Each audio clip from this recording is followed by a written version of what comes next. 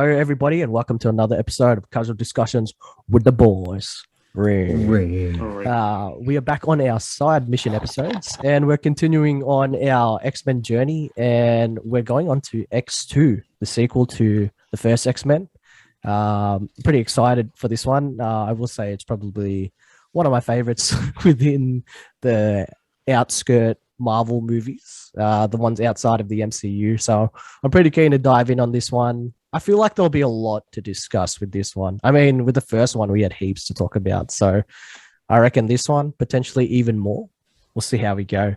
Okay, so we'll dive right into our usual categories. The first one being a film of future past.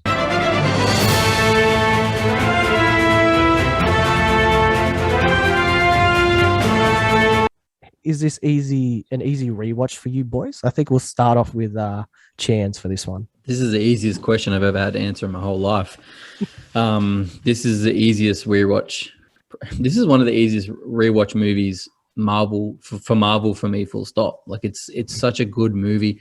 I think I didn't grow up watching X-Men. I don't know if I said that last time on the podcast. I can't remember. I think I did. I think it was kind of like 2010 when First Class came out. I kind of went and rewatched all of the X-Men. And when I got to this one after watching X1, I was like, man, this franchise is awesome. This is the one that like cemented it for me. There's a lot of things that I like about this movie. Look, I first want to say for those that kind of do watch our content and those diehard fans that watch the YouTube videos, that watch Robin's non-MCU ranking live stream video, he put Spider-Man 2 above this movie, which I just think is an unforgivable sin. Spider-Man 2 is good. I rewatched Spider-Man 2 the other week. It's easily one of the best Spider-Man movies ever made, probably the best Spider-Man movie ever made, but it's not X2. X2 is like, there's something about X2 that holds in a league of its own, and I'm gonna continue. And look, we're gonna get to the end and we're gonna rate this movie, and you're gonna be shocked at how high I rate this movie. Like it is. Like it's really good. So look, I think the plot of this movie was the perfect plot to do for a sequel for an X-Men movie. I think the characters begin to find their own. I think relationships hold up. I think this set the tone for like superhero movies to have like multiple heroes in one movie, all functioning together. So what am I trying to say? I'm trying to say we wouldn't have got Endgame if it wasn't for X2. I just want to put that out there. It's because of X2 that we get Endgame. So just to clarify, it is Brian Singer. Probably, yeah, no worries. It's probably more rewatchable than Endgame. I'm going to throw that out there. So yeah, this movie's fantastic. I got a lot to talk about it, but I'll let David get just as excited as me. Go for it. Yeah, go David. You're right in saying this is in a league of its own. It's in the same league as Captain America: The First Avenger, the first episode of What If, Like Mike 2, Street Ball, as well as the Tooth Fairy 2, the Disney original that nobody watched. Wait, is the Tooth Fairy 2 the one with what's the guy playing Vader? Yeah. No, that's a great movie. I'm not saying these movies are bad. I'm just saying I just feel like these are movies we would disagree on. That's deep in the Disney vault right there. All right. Look, when I first watched this, growing up, X-Men, the first one, even though I like it more, as a kid, it was hard to watch for me because it's like, Jewish Holocaust, choking kid in Matthew McConaughey's house. That sounds bad, but a toad that shoots slime on people's face. There was a lot going on in those movies. Oh yeah, and the guy turning into water. So coming to X2, it was a better watch for me as a kid and being able to allow me to get more into it. So growing up, X2 has always been my favorite. Going back to it, I'm not going to say it's bad. There's still a lot of good things about this movie, but honestly, the first half of it is where I'm really invested. And then as it goes on, a lot of the flaws start pointing out to me that by the end, it's not that I leave disappointed. It's like, I have so many questions. And I'm not sure if this is a hindsight issue for me because this movie was made back in, 2002, 2003. It was of its time. And that's what we're going to go into. And that's what I'm thinking, like, is this based on what I've seen now? Or is this just how this film's always been? So, yeah, that's my initial thoughts. Yeah, David, when Black Widow came out, you gave it a 9 on a official viewing. So that's how you feel in 2021. So I can only imagine if X2 came out in 2021, you'd have to give it like a 14 out of 10. Like I'm confused at the logic between how that works. I think Black Widow is a fine movie, but this movie is like, there's certain movies that are the Mona Lisa that deserve to hang in the quintessential top movies of all time. This is one of them. I just think we have to acknowledge that this you're is one looking of for them. the Mona Lisa. I'm looking for the Da Vinci Code here. Like I'm going behind the Mona Lisa. I'm with Tom Hanks. Like I'm just. So the Black Widow movie is the Da Vinci Code to X2's Mona Lisa. Is that what we're saying? It's the key. Okay, fair enough. It's funny we went with those parallels because there were parallels between this movie and Black Widow, which I was talking to Chaz about earlier, in regards to how Stryker's almost like Dreykov in a sense where he controls his soldiers through mind control. And, Lady Deathstrike was one of them, which reminded me of a widow in a sense. But anyways, we won't go too far into there. It's probably we're going too deep into the Da Vinci Code right there. Too deep, too quick. Too much to decipher. As for me, rewatch, it's very easy. Again, I said at the beginning of the podcast, I enjoy this movie every time I watch it. Definitely has flaws here and there, which is probably why it's just under Spider-Man 2. But I will say, when I first watched this as a kid at the theaters, it was awesome.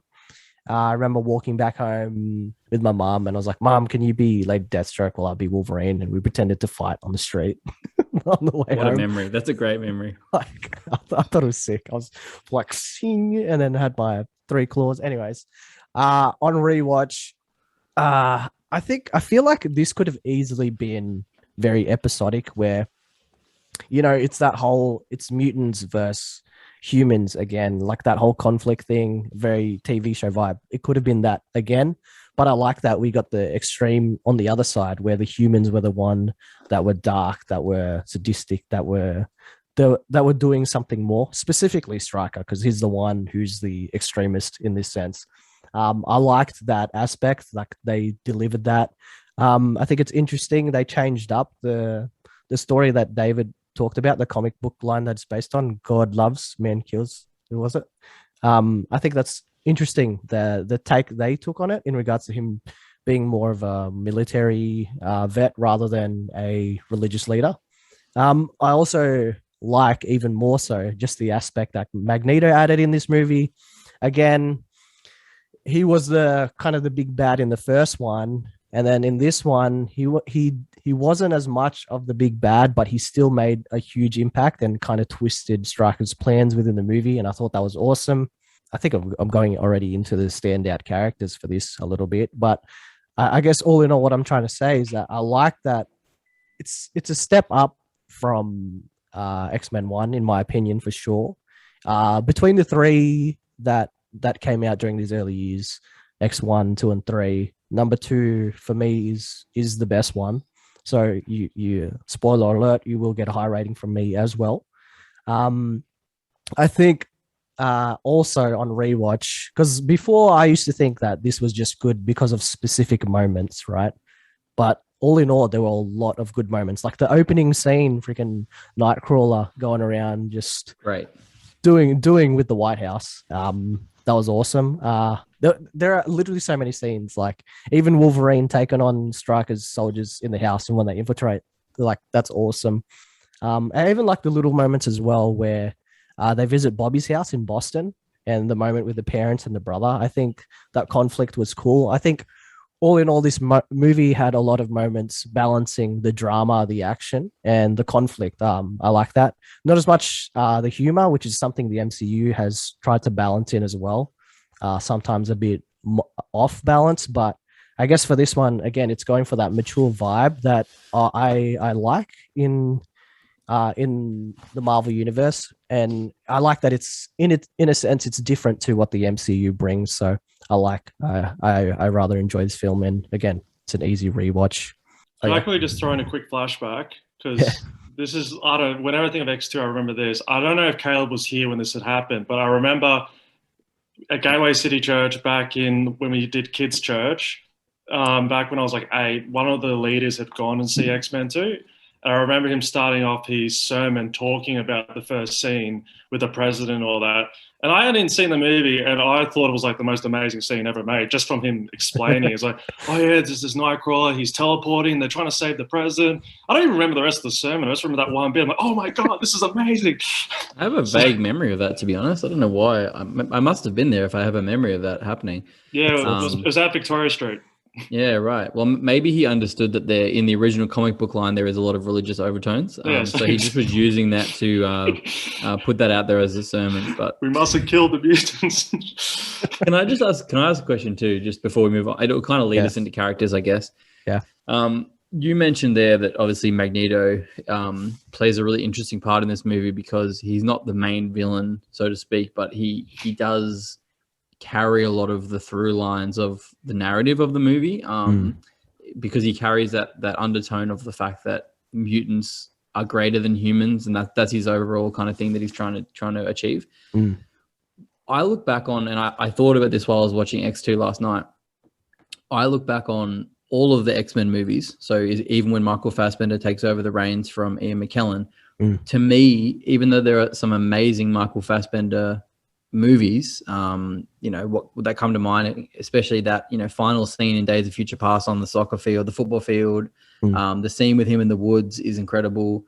I still think, to me, this is the movie that personifies Magneto as a character the greatest. That's my opinion, that this interpretation that he has on his demeanor, how he carries himself even when he's in prison. Like, I love seeing how he carried himself in prison in comparison to Fassbender when he was in prison.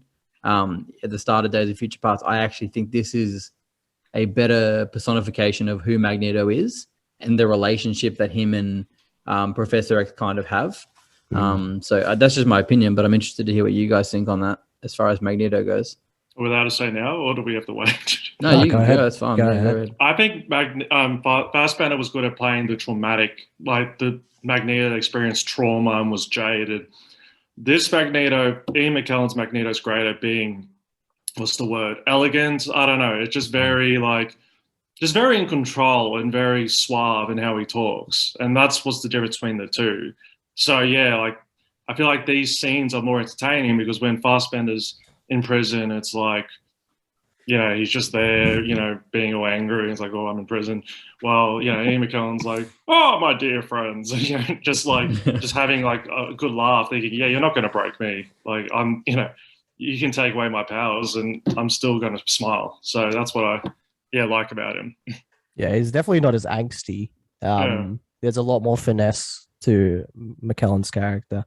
I agree. I think it's a bit of like he's very consistent throughout these three of the early X-Men, I will say, as Magneto. Even though number 3 was a bit of a mess, I actually found him to still be very convincing in regards to establishing his brotherhood and his connection with Charles, and all that. But we will get to 3, and we will have a lot of thoughts on that as well. I think something that shows a good difference is when they both do the lines of, what are you going to do when you wake up one night? Well, that one in the first movie? Yeah. Like when Ian McKellen says it, it's very like, in control. But when Fassbender does, it's like the dark. And I was like, what are you going to do when one night you wake up? And it's just like, oh my God. Anyway. Yeah, I just thought it was an interesting. I just thought it was an interesting question. I think that when I think of, and obviously it's no secret to us that Magneto is my favorite villain from Marvel, full stop. Like favorite villain probably ever, like all time. So when I think of him, I actually, as much as I enjoyed Fassbender, and that's what kind of got me into X-Men, was those movies. When I think of Magneto, I think of Ian McKellen, and I think of this movie, especially the prison break scene when he gets the iron and the metal and he turns it into the discs and he escapes, and like that scene to me is like so quintessentially Magneto. And then the scene when he goes into Cerebro later in the movie and kind of changes Jason's mission towards Charles and all that sort of stuff, and does it so subtly, but he gets his goal is the one that ends up being the final kind of thing before they stop the plan, sort of thing.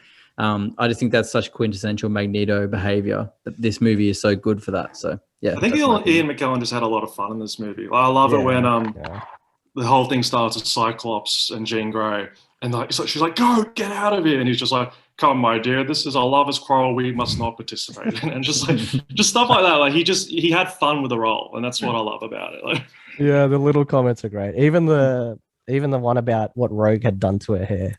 Like, yeah. I love what you've done. Yeah. I do find it a little difficult to watch him and Mystique's relationship in the movies, in these 3 movies, because of what they forced upon us in the prequel movies or the new, First Class, Apocalypse. Like, it's really difficult to see what is their relationship in this. Is it this, like, is it supposed to be this weird romantic sexual relationship, or is it just literally like a father figure type? Like, it's really weird how they paint it out in these movies. You can never really tell what's going on. Yeah. Yeah. We'll get into it, but I think you can expand that to everyone in these movies. Well, are you talking about Colossus carrying young boys? Is that what we're going to get? I got a lot to say about a lot of these characters. Not just him, even like we're already reaching this, but Logan. Like, what was the point of him carrying the kid while he's talking to Stryker? He like puts him down, carries him again. Just like, I choose the kid, and I guess maybe it's symbolic in that sense, but like why? Like, you can put him down. Okay, but again, that scene when he's in the tent and Mystique is like, pretending to be Jean Grey, and then he's like angry, and she's like, "Well, what do you want?" And she's going through everyone. Then she turns into Stryker. And I know that's supposed to say he wants to kill him because it's in a sexual context. It's like this whole thing is like, he wants to. He's horny and he wants either Stryker or Jean. Like, think about it. He chained up Stryker at the end. Like, that was put his claws in him. Okay. Well, we might as well. We've pretty much transitioned into our second category, the Deadpools.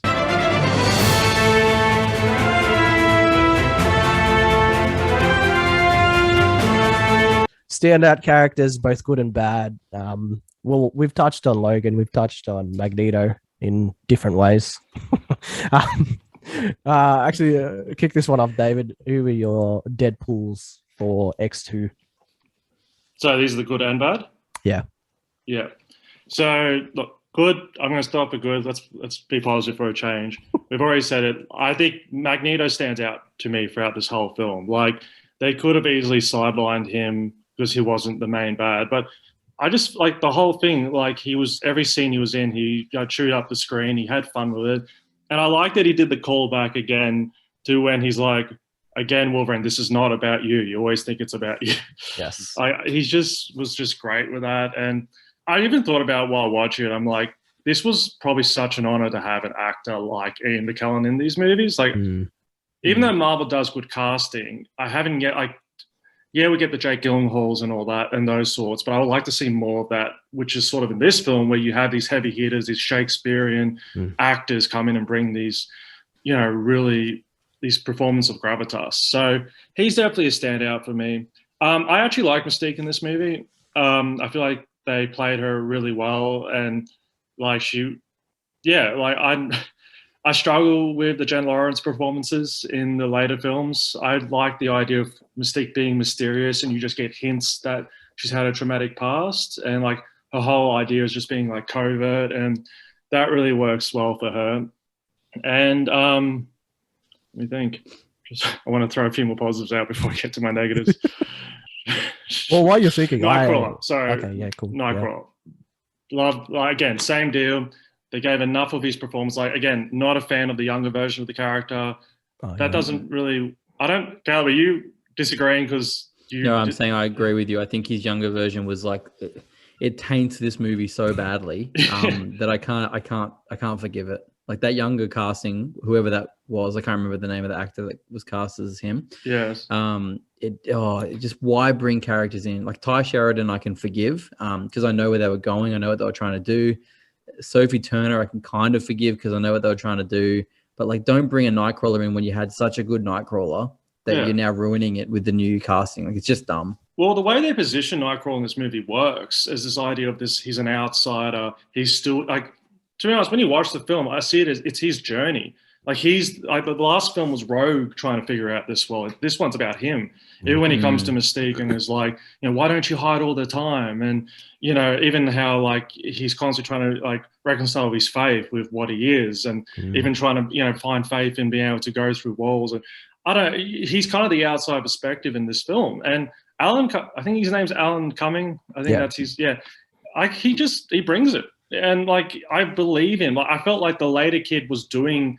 Like, even though Alan Cumming's not German, you believe he's this German character. The other kid, it was like he was doing an impression of Alan Cumming. Like, oh, look at me. I'm not cool. I think that was more Borat. But, like, yeah, like, the way they position him in this film, and, like, even though he doesn't come back later, even though it's sad we don't see him later, he's still, the way they don't show too much of him, they don't show too less of him. So, they're my positives. I'll quickly be quick on my negatives. I'm sorry, Jean Grey and Storm. Like Jean Grey was going well in the first film. This one, they bring her down so much. Like, and it's not the fault of the actress. It's just the way they positioned her. I feel like they didn't really care about the whole Dark Phoenix story because every time they try and reference it, it's just her doing this face. It's just constantly just her being like that. And yeah, same with Storm. She stops doing the accent altogether in this movie. And a lot, like, I know everyone goes on about the whole, the Toad line she makes in this one. There's this line in this one where she turns to Nightcrawler and she goes, "Be careful. It's about to get really cold in here." And I'm just, it's like, what, you missed the freeze now? Like, it's just not an intimidating line to me. Like, it's going to get very cold in here. It just doesn't work. And yeah, I think again, this might have just been off the time where they just didn't know how to be able to position these female characters. But then, and what if she said, "What killed the dinosaurs?" The Ice Age. I wish they put that.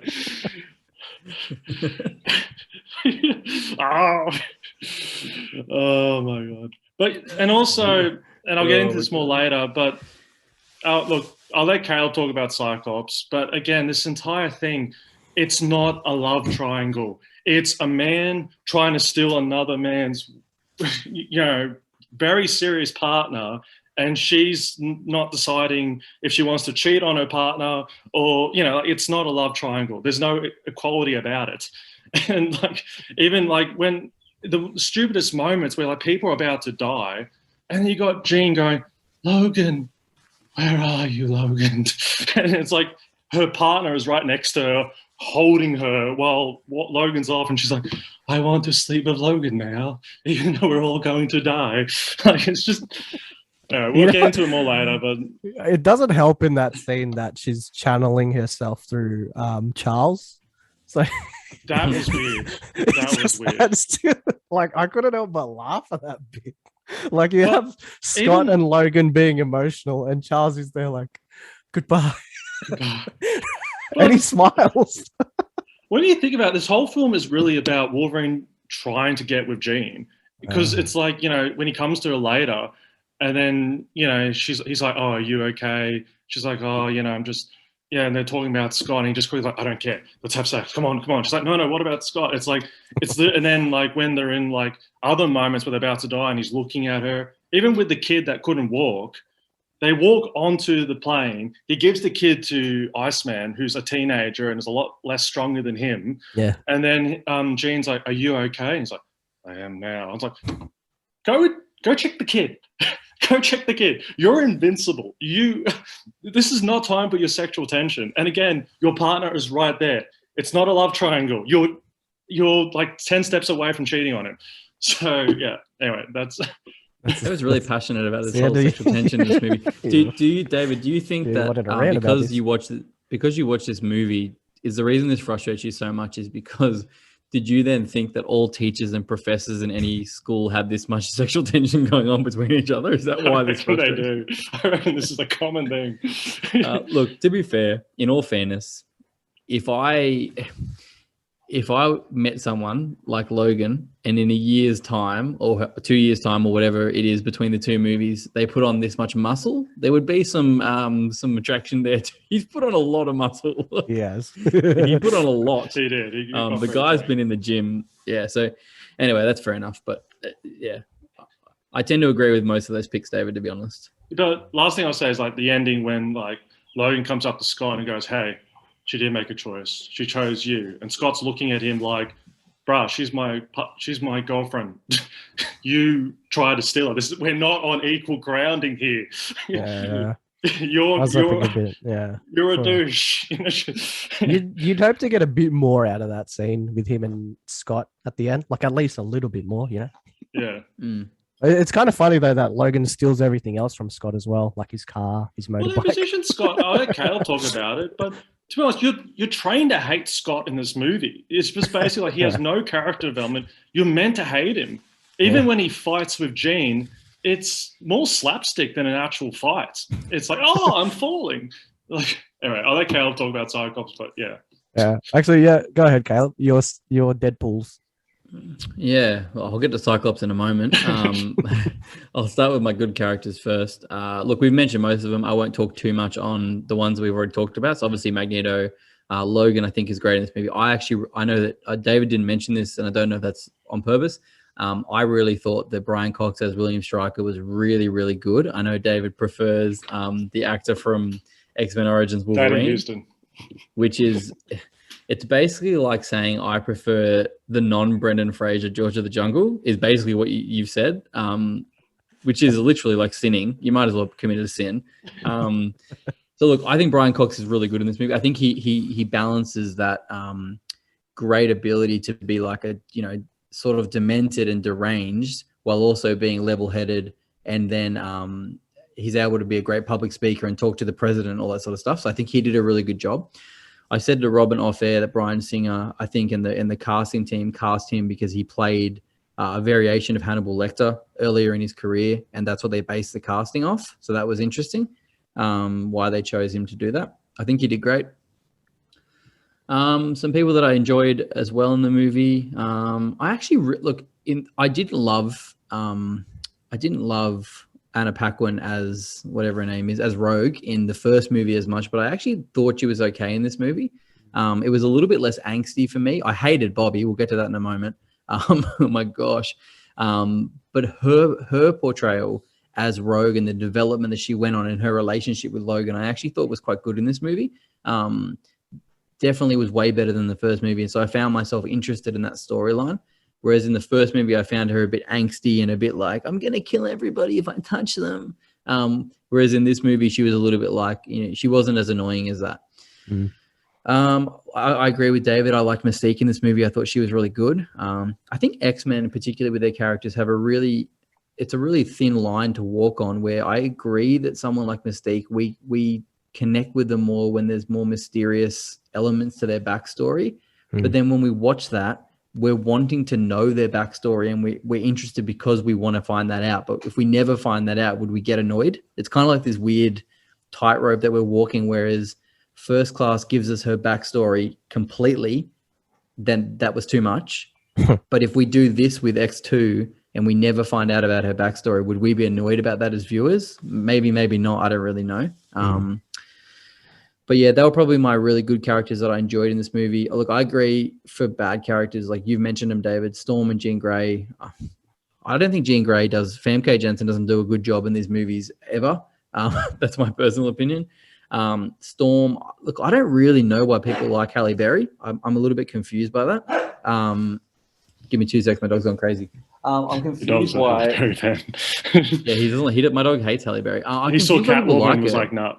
Like, she's not good in Catwoman. She's not good in these movies. Like, I don't know why people seem to like her so much or seem to keep going on about how good Halle Berry is. Like, she's Swordfish.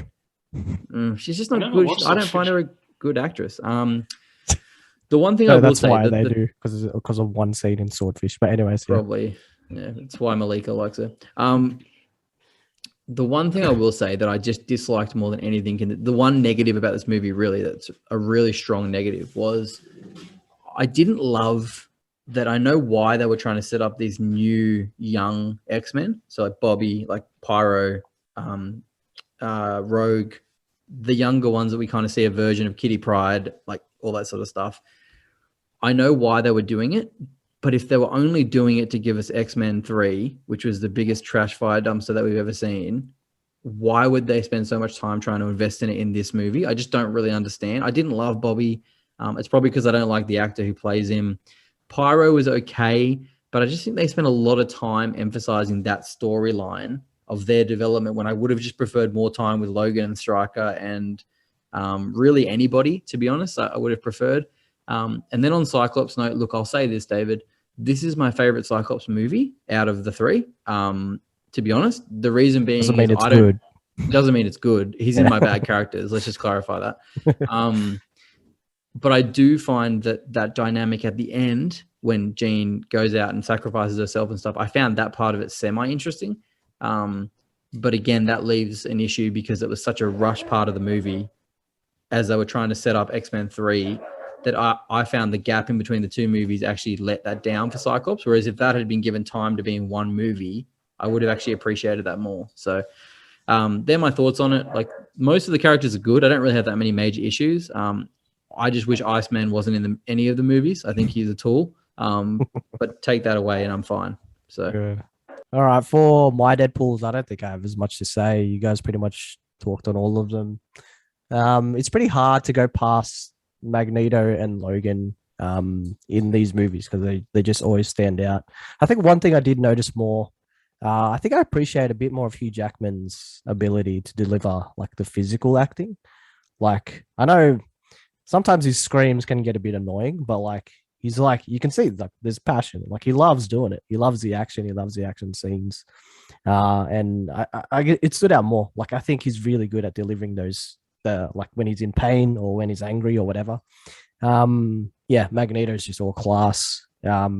His costume's great. Everything's just great about Magneto.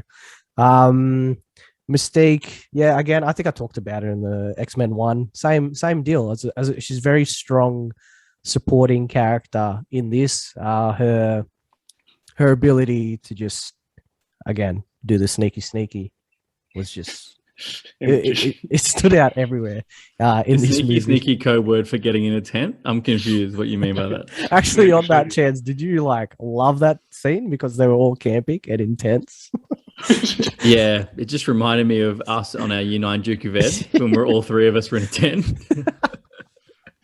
No, look, I didn't mind that. It's weird. Like that Bryan Singer must love tents and like things like that because even in X-Men 3 we get that weird camp where they're all camping out and stuff.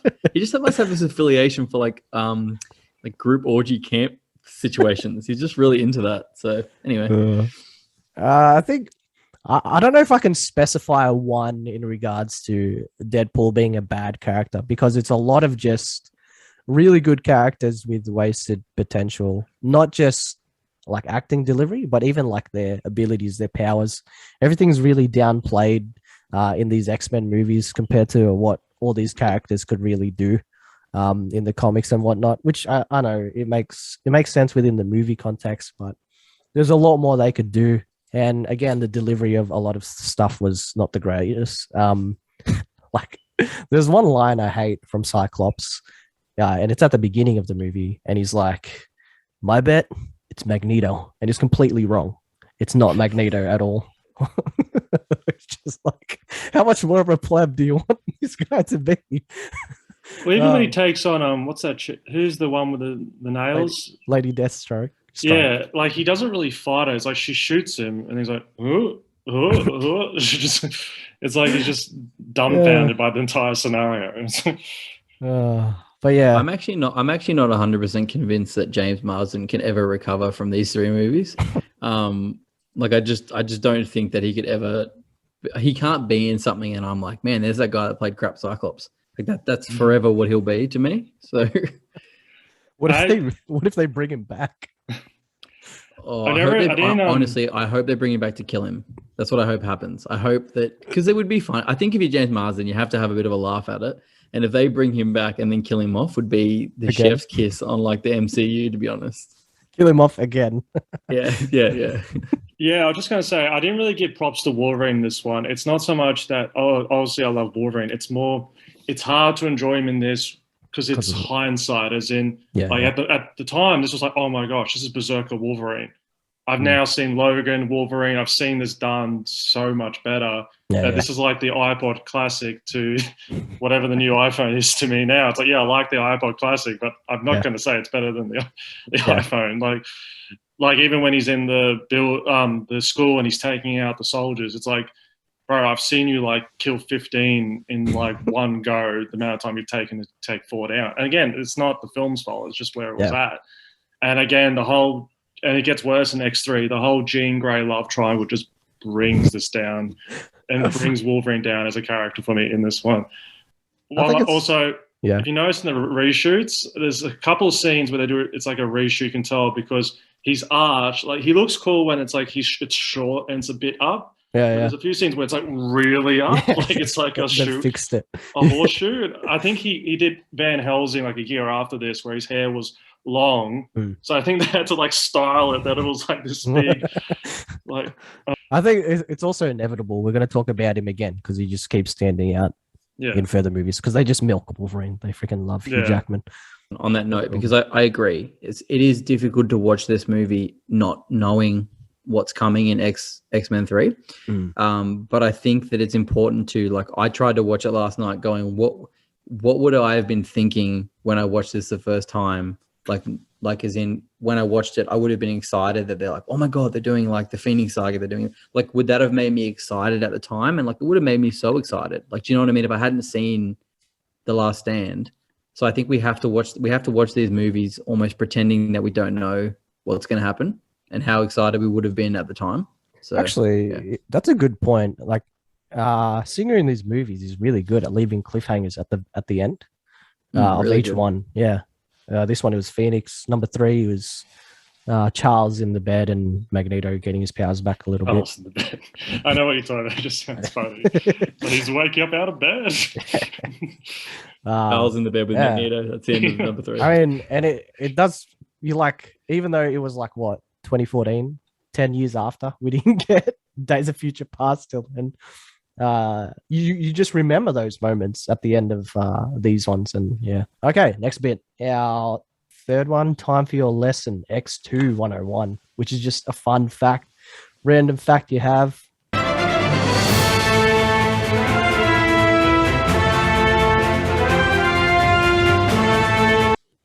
I'll kick this one off. We talked about how David mentioned how with Nightcrawler it was interesting. It was a bit of a shame that he never did really come back for much more, and apparently Alan Cumming just wasn't up for it. He thought he just thought he wasn't going through the long preparation of putting on all the makeup and whatnot.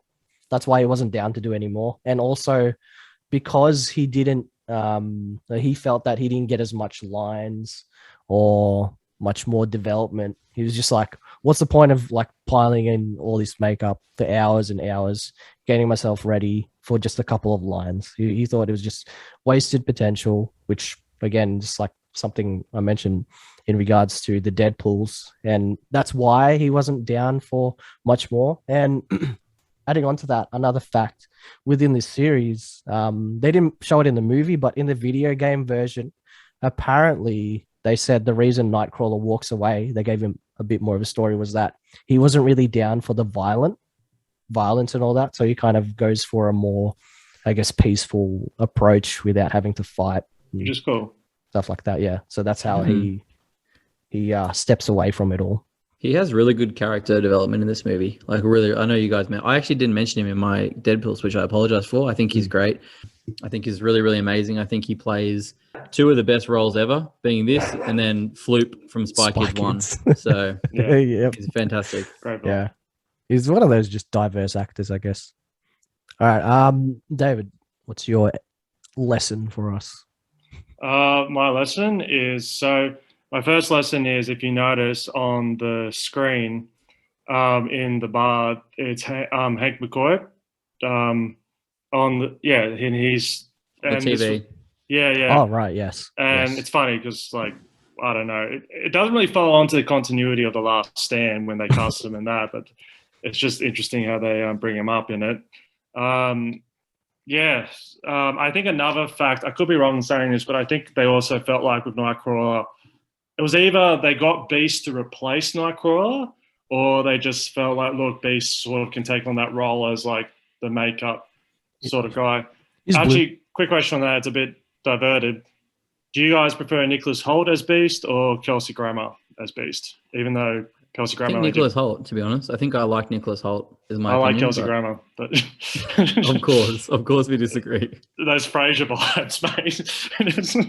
I say Frasier is actually a really good show, though. He is really good in Frasier. Yeah. Yeah. And I think Frasier was supposed to be a prequel to X-Men. Like he was supposed to eventually become Beast, but yeah. But I don't know. Like I said, obviously this is based on God Loves, Man Kills. It's a bit difficult as well because I think like they're trying to make Stryker. I like Stryker in this film, but I think the only thing is they find it hard to get that balance between his motivation, because his whole motivation is to kill the mutants, which is what it is in the comics. But at the same time, he's been using the mutants and been like experimenting on them. So that's one reason why I think I like the Origins one better, because I think it explains, even though I don't like Origins as a movie, it explains that it kind of gives the idea that he tried to be like, okay, mutants are good as long as they're under our control and they're good as we use them as a weapon. But when they're outside our control, that's when they're dangerous, and that's where we need to take them out. And then as the film progresses and things keep going wrong, it's like he gets more to what he is in this one, which is like, nah, the mutants are bad, I'm taking them out. So maybe that's why I find that Stryker a bit more interesting to me. Could be wrong. But yeah, I don't have actually any other random facts about this one. All right. It's all good. Cheers. I've got a few, so just strap in for a sec, because I've watched this movie so many times. Just off the top of my, these are ones that I've like noticed and then looked up, and then I'll get to some that I've just kind of like inferred from watching the movie. So the first one obviously is the book that Magneto is reading in prison, which is the Once and Future King. The Once and Future King, which is obviously a book about like King Arthur and Camelot, and then in that book, obviously his once friend, being Lancelot, ends up being the adversary, and so obviously it has a lot of ties to him and Charles. And then obviously it's the same book that Charles is teaching from at the end of the movie, which is just a cool Easter egg or cool note in the plot. I actually just noticed that when I watched it again last night. Yeah, that was cool. Yeah, it's a cool way to kind of bookend the movie and continue that storyline. The next one I'll say is that scene when Stryker comes to the mansion, and then we see Iceman, which I hate, but he creates that wall of ice that he then explodes. That's actually was a real wall of ice that they actually exploded in the movie, which I thought was a cool touch. So it wasn't special effects or anything like that. Obviously, they built it and then they actually exploded it. So that point where it explodes is actually the bit of ice actually exploding. So that's kind of cool. The part where Charles goes and visits Magneto in prison, he gets wheeled in on his wheelchair to a certain point, and then we see that Cyclops takes over. The guard that was wheeling him in before Cyclops is actually Bryan Singer, who was doing that just for like literally a couple of seconds. Yeah, nice. Which is like a cool Easter egg.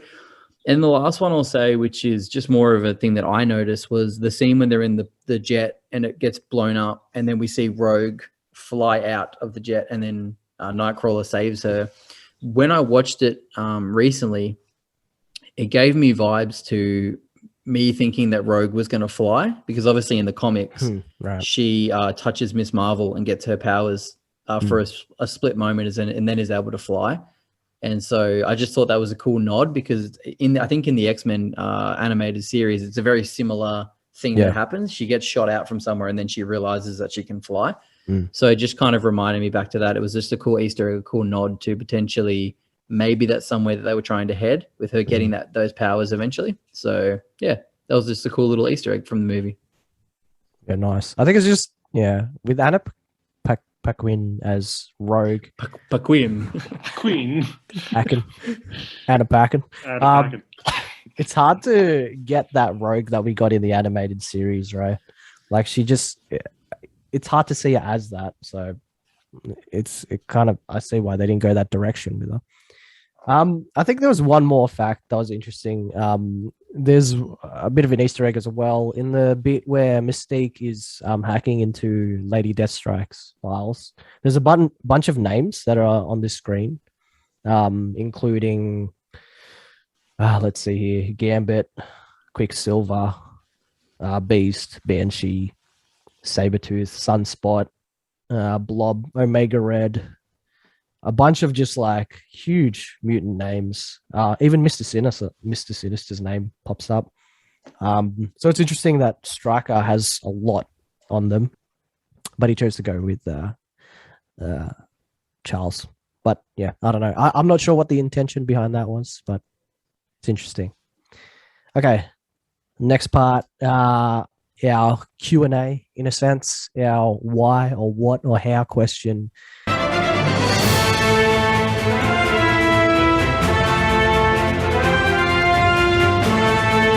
Yeah, okay. I guess okay, here's my first question is, so was Colossus supposed to be a 13-year-old boy? Because I always believed he was like one of the older ones who was trying to help them all out. But then I'm noticing like he's sleeping in their dorms, he's going to the classrooms with them. It's like this big dude that's like 28 or something, and these little like 13-year-olds running next to him like, hey, and it's like, were they trying to sell that he's just such a big Russian that he looks twice his age? Is that what they were going for in this film? Because it just looked weird. I feel like he wasn't even Russian in it, eh? Yeah, well, you couldn't just tell assume because the character's Russian. Yeah. Obviously, yeah, 100%. The way he is and the context within the Deadpool movies makes sense. Like he's one of the like, well, I don't know if he was a teacher, but he was one of the X-Men's out in the field doing stuff. Even with that, it's like apparently this is kind of going into the last segment, but apparently they asked the actor to reprise his role in Deadpool, but he said, "No, I'm not going to do it if I'm not allowed to show my face." I'm like, "Well, you don't get Colossus then. Like you shouldn't have been Colossus because it's like that was a good Colossus because I don't think Colossus is always still form in the comics. I'm not sure. Yeah, but for a large amount of time he is. Yeah, I'm pretty sure. If the actor was like, "Look, I want to play Colossus, but I don't want to. I want less time being Colossus and more time everyone looking at my face because I'm an amazing actor." It's like, no, you're not an amazing. Yeah, because I thought, why did we spend a lot of time with him just shirtless and not as Colossus anyway? What was the point of that? Yeah. So like that makes sense. Even like with Kitty Pryde and like other characters who are big names, it's like you see them like go through walls a few times and all that. But another question I'll have before we move on is at the end, this is kind of a tongue-in-cheek one, but at the end with the president and then they're in that room, you just look at everyone's face and they're all like looking intimidating and creepy as they're looking at the president. And then you look at Charles and he's like a bit awkward. And it happens again when they're like, "We'll be watching you." And then they're all looking creepy and Charles is a bit awkward. I feel like there wasn't communication that part. It was like, okay, we're going to go in and we're going to make sure we don't threaten the president, that we're going to give him an opportunity. And then everyone just like, no, we're going to creep him out. And Charles is like, this was a mistake. That's what it looks like in his face. Like, to be fair, he had just gotten out of an illusion or whatever. Yeah, but I just loved it when like he's like, this is not a threat. We're giving you an opportunity. Let's work together. And then Wolverine's like, "But we'll be watching you." And then Storm's for like. And then David's like, "This is not how I planned this to turn out." So I guess my question that is, what were they thinking? But yeah, I don't know. Did you like that scene, Chance? What did you think of that scene where You're talking about the end scene? Yeah, where they just pop up in the president's office. I don't know. I think that I prefer when the X-Men are not as political, which is why I don't love the scenes, even with Nicholas Hoult or in X-Men Last Stand, where Beast is very, he's very political, which is his character. I get that. I don't love those elements of it. I prefer them doing their thing because I think the thing we like about superheroes is that we don't know everything about them. They're kind of like they're heroes to us and they save our lives. And I get with X-Men it's different because they're seen as people people that are feared, not people that are revered.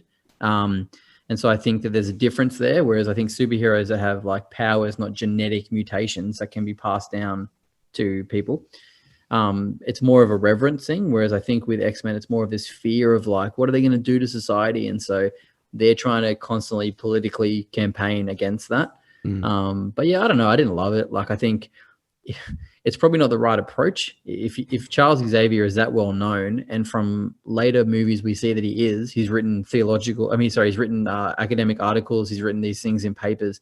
Couldn't he at some point get a meeting with the president down the line? Like, does he need to invade his office and then bring the person that, you know, whether he was controlled or not, tried to assassinate him into the office to sit up on a little perch and just like watch him? Like, that's creepy. Like, don't do that. Yeah, the president of the country you're a part of, like, just don't do that. Yeah, and it's kind of like, I feel like the president just didn't really know what was going on. As like Stryker said, "Oh, do you mind if I just do this?" He's like, "Fine, sure, go ahead." And then Stryker just took it to a whole different, like, I think what they were trying to comment on was like the 9/11 hysteria at this point. I think this was basically after that. But again, it's hard to balance the political side and then go into the whole absurd comic side of it, which is I think that's where there was a bit of that. Last question, then we'll move on, is with Lady Deathstrike, that's her name? Yeah. I love that fight scene between her and Wolverine. Okay, so Wolverine kills her. Was she mind controlled? If so, did she deserve to die?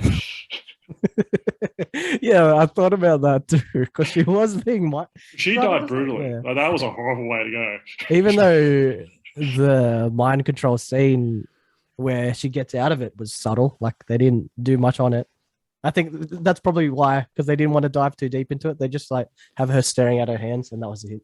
That's all we know. Is she bad? Is she good? Who knows? She just looks at her hands. I don't remember her looking at her hands. I just remember the steel coming out of her eyes and her like. Oh no, it was before it when the It's when he puts the thing on her, like, you know when he's talking to Charles and she kind of comes out of her trance. Oh yeah. I know what you're talking about. Yeah. Unless that was Charles messing with her mind, I don't know. No, I think she came out of her trance. I think like.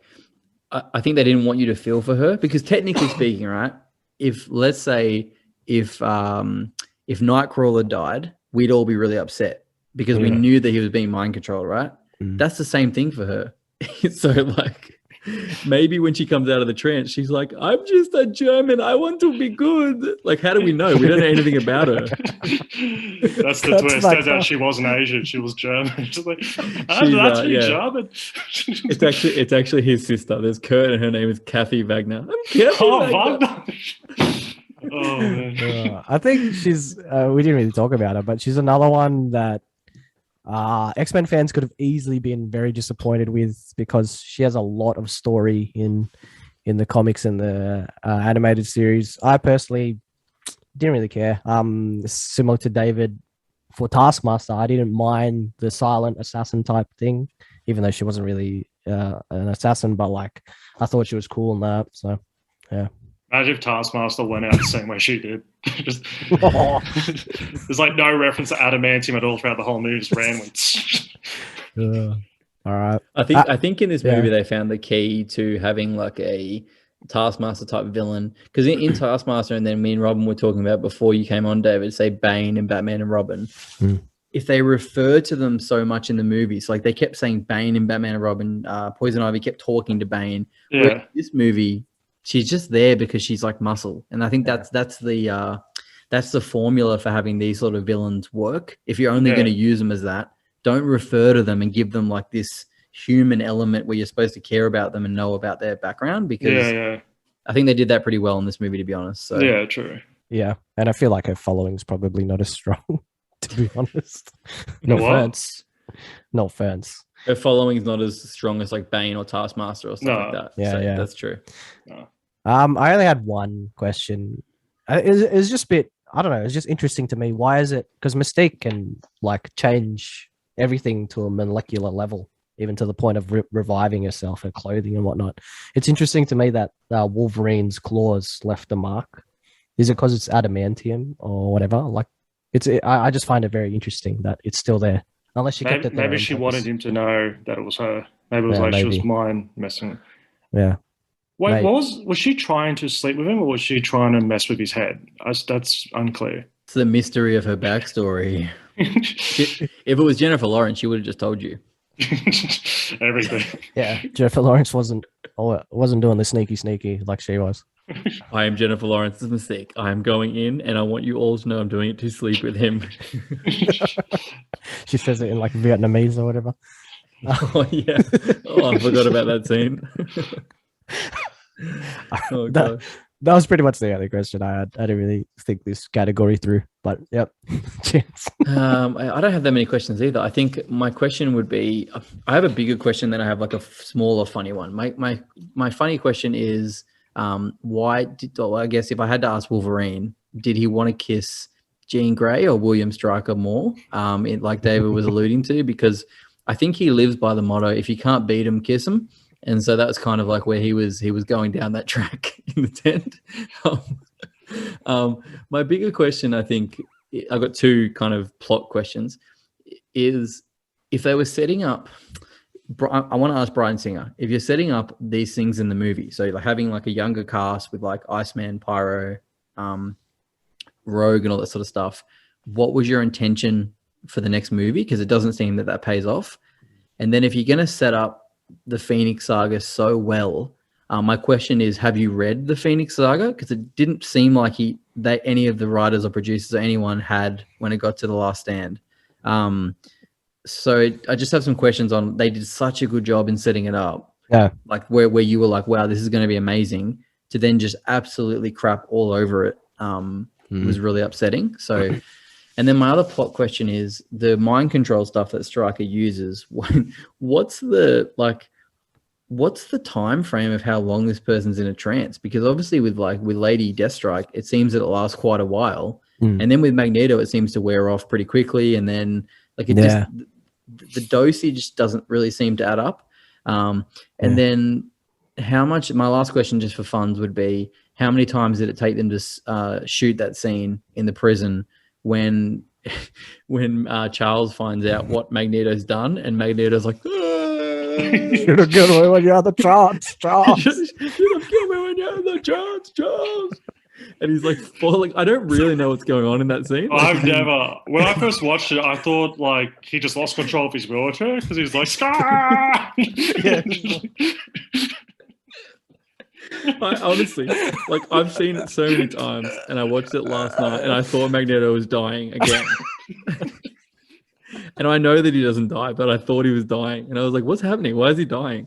So anyway, that was my question. I just was a bit confused by that scene, but I think that was just them. I think they got together and were like, "Hey, we just want to film a really dramatic Shakespearean scene, so we're just going to take the dialogue." Because I think originally Bryan Singer's dialogue is like, "You should have killed me when you had the chance, Charles." And they took it and was like, "You should have killed me when you had the chance." Anyway, that's me. That's my questions. Oscar worthy. I think maybe the serum that they extracted from, that's messed up, by the way.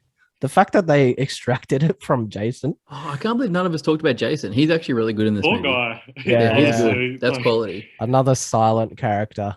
But I did have a question. Why does he illusionize himself as a little girl? Because that's more creepy, like The Shining with the twins. I don't know, for some reason. I guess too, it's more like something to do with Colossus, I'm convinced. I guess it's easier to persuade people as well. I am 13. I'm a little girl with a man's body. Do you reckon, David, do you think if it was X-Men, so if this was the plot, but we had the same tone as X-Men 1, do you think we would have got the scene of his mum blowing her brains out after getting the visions from him? You know how that's said? Oh, that's a thing, yeah. Yeah. If it was the X-Men 1 tone, surely we would have got a flashback. Actually, like, Jason, don't do it. Yeah, maybe. I don't know. That'd be so pretty brutal. That'd be pretty brutal. Maybe in the Deadpool one. Because they never brought it back, because they've done Stryker 3 times. Yeah. They've never really ever brought it back.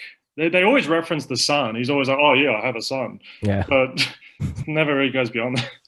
Actually, on that point, the third Stryker, what are you guys' thoughts on him? I The spoke young about one. this with Robin. Yeah, I don't like him very much. I understand it, but I think we just didn't get enough time with him that I was like a huge fan of it, to be honest. I think if that actor was in, say, like an X-Men Origins Wolverine type of movie, I might like him more. But yeah, I didn't love him all that much. He had no character development. I feel like the only cast was he had a creepy face because that's all he ever does. Just stands and goes.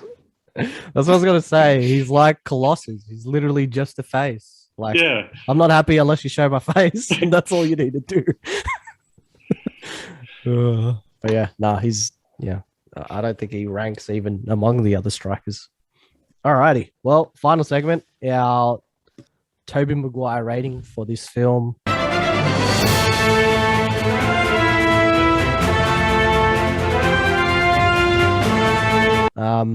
We'll go the order we did at the start. Chance, Fitz, then me. Yeah, look, I've hyped it up a lot. I'm gonna give it a solid 8. No, I'm joking. I'm not gonna do that. It's way better than that. Look, I think I'm gonna set the tone first. I think if I was putting this movie, which listeners of this podcast know that we've gone through and listed our MCU rankings, I think we excluded Endgame and Infinity War from that list. But for the purposes of this, I'm going to actually give you right now my MCU top 5 movies, and then I'm going to tell you which of those I would boot to put X2 into that list, because that's where it would go, right? So number 1 on my list would be Captain America: The Winter Soldier. Number 2 would be Endgame for what it meant for us when we watched it at the cinemas. Number 3 would be Iron Man, just because of what it did for the MCU. Number 4 would be Thor Ragnarok, and then number 5 would be Guardians of the Galaxy. So I would, at this point, feel very comfortable booting Guardians of the Galaxy out of my top 5 to put X2 into that top 5. In saying that, the rating that I'll give it, I kind of try to work out like what I'd give those other movies out of 10 Tobey Maguires to then make this movie eligible to be in my top 5 for Marvel. I would probably give this movie like a 9.6 Toby's out of Maguire. So it's pretty high. Like it's really, really high on my list. It's like the Mona Lisa, bro. Yeah, it is. It is not the Da Vinci Code. We're not looking for anything. We found it. It's in the art gallery. It's on the wall. I'm taking my friends there. We're writing essays on it. It's just it's gonna be beautiful. So 9.6 Toby's out of Maguire. That's huge. Before I start, I just want to point out that, look, Brendan Fraser has had his comeback, but Christopher Shalman from George of the Jungle 2 is yet to have his comeback. So just shout out for Christopher Shalman. He might be a Hawkeye. Just wait. We're just going to see. He might be cast. We don't know yet. Yeah, just Russell. Oh, it's Shalman. He needs to pick a different name. So look, I'm not going to say. Pretty much the way I approach this film is, I don't think it's terrible. I don't think it's bad. At the moment it's treated as one of like the best pre-MCU films. I don't approach it like that, and maybe it's because I feel like many sequels, it goes big and it's not able to pay off all its storylines, or maybe it's because it has the restrictions of the time period of what it can do with its characters. But there is still a lot of good in this movie. I think for me, when it came to X-Men, it felt like a smaller movie and a more character-centric movie that was able to delve more into those themes and those characters. While this one, like I said, at the time would have been amazing to go, oh my gosh, it's Wolverine going berserker. But now I have Logan and the Wolverine to watch where he's gone beyond that. And same with, so many others. But look, I'm going to give this one fair. I'm going to give it a 7. That's me being 7 Tobies out of Maguire's. That's me being gracious. I don't know. What did I give the first one? Please don't say 7. I gave it a 7. I think you gave it more. I hope I do, because then it just doesn't make sense if I gave them both 7s. Yeah. Wait, I think you gave the first one more. What? Are you saying you prefer the first one over this movie? Is that what you're saying? I do. Yeah. Okay. But yeah, again, it also depends what you're looking for in the movie as well. So I'm looking for a good movie mainly, and I found it. So as long as you don't rate it higher than The Last Stand, we're all right. No, I don't. That's true. I don't. God. Yeah, I think, like I said, I was on board for like the first half, and I guess when it starts going into like them going to see Iceman's parents, and then all the side quests of like Mystique, trying to hook up with that security guard, and I don't know, it gets all a bit confused for a while, then it comes back to the main story, but then again it's trying to do like the love triangles and all those different things, and I don't know, it just wasn't able to stay for me consistent. But overall I still enjoyed it, so that's where I stand with it. All right. I'm very in between. My rating, I won't give it that 8.5, but it's very close to it. I'll give it an 8.3 Toby's out of Maguire's. Again, I had a great time watching it the first time. I have great times watching it every time after, following. It's again outside of the MCU, I think it's a movie that I still appreciate highly. I think it serves as a really good sequel for this X-Men series. It's one of the ones within that whole X-Men franchise that I can get with ease. So I've enjoyed it every time and will continually enjoy it afterwards. So yeah. Righty. So that concludes our discussions on X2. Hopefully you enjoyed. Thank you boys for joining me. Chance, Fitz, great to see you boys again. Keen for the last Expect the last stand. All right. Thanks for watching.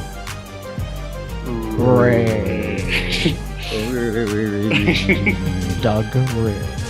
It's like we're in a Western and we're like all pulling out our rares. Just